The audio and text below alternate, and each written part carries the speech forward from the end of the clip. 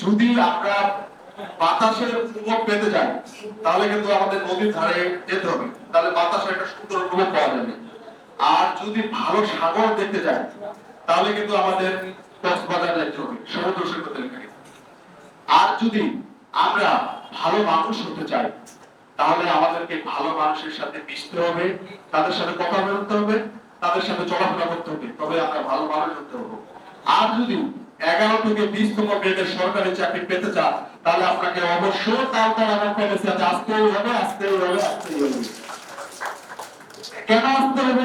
সবাইকে আমার পক্ষ থেকে সালাম, আসসালামু আলাইকুম। কিন্তু এখানে এখন তারা বলতেছে যে এখানে কি বলবো, মানে ভাবতে পারতেছি না যে আপনাদের সামনে কি বলবো। যাই হোক, যেহেতু দাঁড়িয়ে গিয়েছি দু একটা কথা বলতেই হয়। আমি মোহাম্মদ সোহেল আলী, আমার বাসা হচ্ছে পঞ্চগড়। ঠিক এই মুহূর্তের এশা আজানের 2 মিনিট আগেও জানতাম না যে আমি সরকারি চাকরিজীবী হচ্ছি বা সরকারি জব হচ্ছি। ঠিক আমাদের এই মধ্যে সার্টিফিকেট ক্লাস শুরু হচ্ছিল, ইয়াসুফ স্যারের সার্টিফিকেট সিনিয়র ব্যাচ যেটা ওই ক্যাম্পাসে হয়। আমি ওই ক্যাম্পাসে বসা, সাথে আমার 3 সহপাঠী সবাই একসাথে বসে গল্প করতেছি। ওরা বলতেছে যে, আমাকে বলতেছে যে সৌরভ ভাই চাকরি কি হবে? আমি তো নিজে চাকরি পাই না তখন। আমি বলতেছি যে কি চাকরি কি হবে? এই ঠিক এরকম করে ওই সময় আমার ফোনে নেট ছিল না, আমার যে বান্ধবী খালিদা আছে, ওকে বললাম যে তোমার ফোনে নেট আছে নাকি? আছে। পরে ওর সাথে হোয়াটসঅ্যাপ অন করলাম, ঠিক অন করে রেজাল্টটা যখন দেখতেছি তখন রেজাল্ট দেখা রোলটা দেখলাম যে রোলটা তো চিনা চিনা লাগে। পরে আমার অ্যাডমিটটা বের করলাম, ফোনে অ্যাডমিট ছিল, অ্যাডমিটটা বের করে আবার আমি নিজে মিলালাম, কাউকে বলি না ওই সময়। যখন দুইবার আমি দেখলাম যে না, এটা তো আমারই রুল মনে হচ্ছে। পরে সাথে যারা ছিল, জাকির ভাই ছিল, আরেক ভাই ছিল, ওনাকে বললাম যে দেখেন তো ভাই এটা কি আমার রুল লাগে? পরে বলতেছে ভাই এটা তো আপনারই রুল। পরে শিওর হইলাম যে না, আমার মনে চাকরিটা হয়েছে। আর যে আরেকটা কথা বলিনি, আমি হচ্ছে ডিপ্লোমা হোল্ডার, মানে আমি ডিপ্লোমা ইঞ্জিনিয়ার, পাশাপাশি বিএসসি করছি ত্রিপলি নিয়ে। আসলে আপনারা বলতে পারেন যে আপনি ওই সেক্টর থেকে এই সেক্টরে কেন আসেন। আসলে দুর্ভাগা বলে একটা কথা আছে, ওই দুর্ভাগাটা হচ্ছে আমি। কারণ হচ্ছে ওই সেক্টরে আমি যে ডিপার্টমেন্টে পড়ালেখা করছি, যখন ভর্তি হই তখন সেই ডিপার্টমেন্টটা ছিল একবারে নতুন। যখন ডিপার্টমেন্টটা নতুন হইলো তখন আমাদের যে সিনিয়র ভাইরা ছিল তারা বলতো যে সৌরভ ভাই এটা এখন না 2-4 বছর পর দেখেন যে ভালো ডিমান্ড ফুল হবে এবং ভালো ভালো সরকারি চাকরির অপশন আসবে। তো আমি এই নিয়তে যে ঠিক আছে, যেহেতু সরকার একটা ডিপার্টমেন্ট খুলছে অবশ্যই সেটার ব্যবস্থা সরকারই করবে, তাহলে তো এমনি এমনি একটা মানুষের কেরিয়ার ধ্বংস করবে না। তো পরবর্তীতে যখন দেখলাম যে বড় বড় আছে, আমিও আছে, আমার ডিপার্টমেন্টটা ছিল হচ্ছে ইলেকট্রোমেডিক্যাল। পরবর্তীতে যখন ডিপ্লোমা শেষ করলাম, সরকারি চাকরি খুঁজি যে কোথায় নিয়োগ দিচ্ছে কিনা। পরে দেখি যে কোনো নিয়োগ নাই ইলেকট্রোমেডিক্যালের। মাঝে মাঝে দু একখানে নিয়োগ পাই, সেটা হচ্ছে টেকনিশিয়ান। আমি চিন্তা করলাম যে আমি ডিপ্লোমা ইঞ্জিনিয়ার, আমি টেকনিশিয়ানে চাকরি করবো। পরবর্তীতে বিএসসিটা করলাম। এই যে পাশে এখানে পুরান ক্যাম্পাস ছিল আমাদের গ্রিন ইউনিভার্সিটি, এই সাথে ছিল, এই বেশি দূর ডিস্টেন্স না, এখানে ছিল পুরান ক্যাম্পাস। সেখান থেকে আমি বিএসসি করছিলাম। 2024 সালে সেপ্টেম্বর মাসে চাকরি থেকে ইস্তফা দিয়ে দিই, ওই চাকরি থেকে। আর এটার কারণ হচ্ছে আমার বাবা আমার চাচাতো ভাইরা ফোন দিয়ে আমাকে বলতেছে যে সৌরভ যে চাকরিটা করে ওটার ভবিষ্যৎ কি, ওর কি সামনে বিয়ে শাদী করবে না, ওর কি ওই টাকা দিয়ে ঢাকায় চলে যাবে। আমি কিন্তু যে স্যালারি পাইতাম একটা সুপার শপের ব্রাঞ্চ ম্যানেজার, মোটামুটি ভালো একটা হ্যান্ডসাম স্যালারি পেতাম, কিন্তু সেটা দেখা যাচ্ছে আমার নিজের জন্য। পরবর্তীতে যখন আমার সংসার হবে বা এরকম কিছু হবে, সেটা আমি না ভাবলে কিন্তু আমার বাবা ঠিকই ভেবে আছে যে ওই চাকরি দিয়ে তো সম্ভব না, কারণ ঢাকা শহরে যে বাসা ভাড়া এটা দিয়ে তো আসলে সম্ভব না। কারণ ঢাকা শহরে বাসা ভাড়া নিতে গেলে 15-20 হাজার টাকা চলে যাবে। তো ওই টাকা দিয়ে আমি কি করবো? ওই টাকা দিয়ে আমি নিজে চলবো না বাসা ভাড়া দেবো? এই সবকিছু চিন্তা ভাবনা করে আমার বড় ভাই বললো যে তুমি চাকরিটা ছেড়ে দাও, একটা জব কোচিং দেখো আশেপাশে। আমি করছি কি, এর মধ্যে থাকতাম হচ্ছে নিউ মার্কেট এলাকায়, ঢাকা কলেজের ঠিক অপোজিটে ছিল আমার বাসা। ওই জায়গা থেকে ওই রাজুদার কনফিডেন্স আছে, বিসিএস কনফিডেন্স। আমার বয়স ছিল তখন 3.5 বছরের মতো।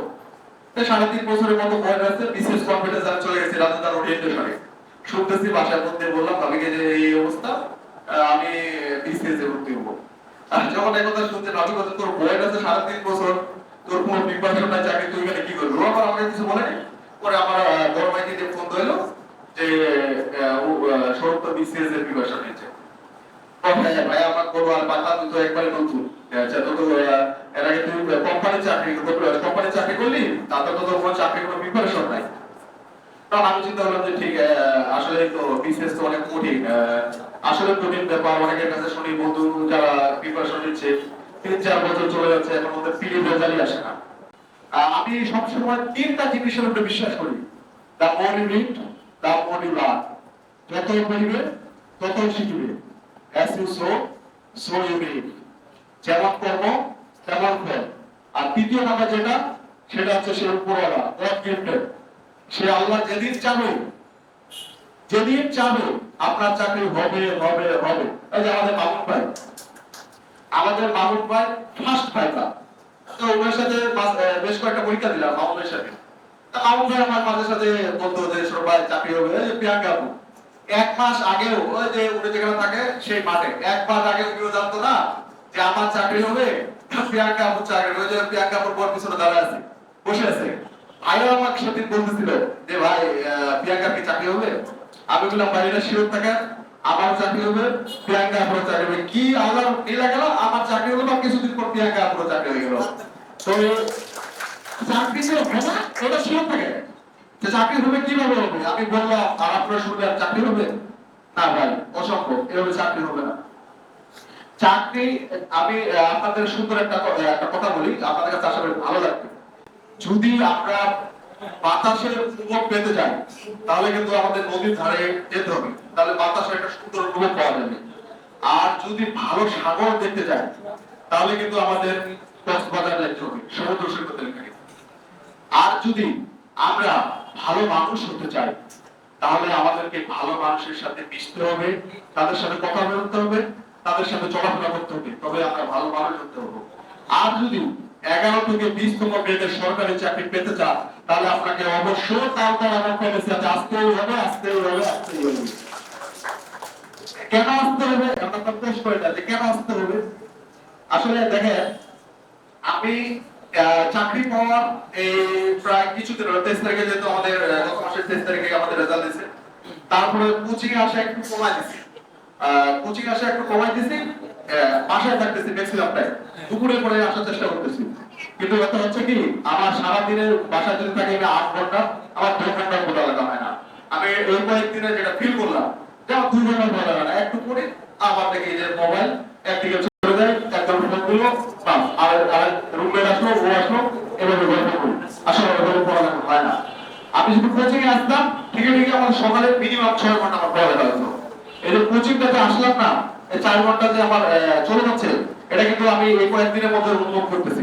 তো আপনার কাছে আমার একটা রিকোয়েস্ট থাকবে যে আপনি নিজেকে যত ভালো স্টুডেন্ট মনে করেন, নিজেকে যত বড় মনে করেন, ভাই আপনি চাকরির ক্ষেত্রে দেখবেন আপনার থেকে তত বড় বড় এই মানে কি বলবো, মানে আপনি নিজেকে বলতে পারেন যে না আমি তো গ্রুপে ফার্স্ট, কোচিং এ ফার্স্ট। আমাদের কোচিং এ ফার্স্ট প্রতিবার বেশ কয়েকবার এমন লোক আছে যে বেশ কয়েকবার কোচিং এ ফার্স্ট, কিন্তু মাগার চাকরি পরীক্ষা রিটেন ওরা আসে না। রিটেন আসলে আপনার ভাইভাতে টাকা মারে আসে, বা প্র্যাকটিক্যালে টাকা মারে আসে। কত বলে মনে আছে এরকম। আমার এমনও আছে জীবনে মানে কি বলবো, পরীক্ষা হলে ঢুকে শুধু এদিক এদিক তাকায় যে কারোর কাছে একটু হেল্প পাওয়া যায় কিনা। এই কোনো মতে হেল্প পাইছে, তারপর হচ্ছে আপনার টাইপিং মোটামুটি কমপ্লিট ছিল, চাকরি হয়ে গেছে। এমন শত শত বলবো না, নাহলে 70 কাছাকাছি ব্যাপার আছে কেনেসিয়াতে, যে আমার চোখে দেখা যে স্টুডেন্ট মোটামুটি লেভেলে, খুব একটা যে ও 10টার মধ্যে 3-4টাতে রেজাল্ট আসতেছে বা 4-5টাতে রেজাল্ট আসতেছে এরকম না। দেখবেন যে ও 40-50টা পরীক্ষাতেও একটা রেজাল্ট আসে কিনা সন্দেহ লাগে, কিন্তু ওই যে রেজাল্ট আসে ওইটা দিয়ে চাকরি দিছে। ভালোভাবে পড়ালেখা করবেন, এই বলে আপনার বক্তব্য শেষ করলাম। সবাইকে আমার সালাম, আসসালামু আলাইকুম।